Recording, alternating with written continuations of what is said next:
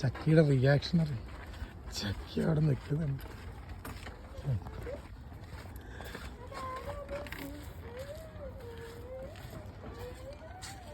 ചക്കി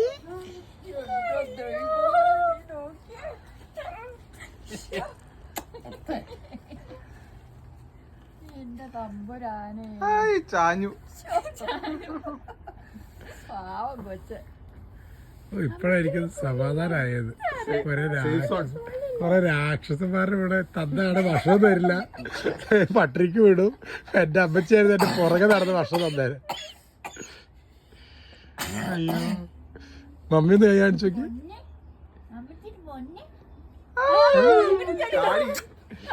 അവക്ക്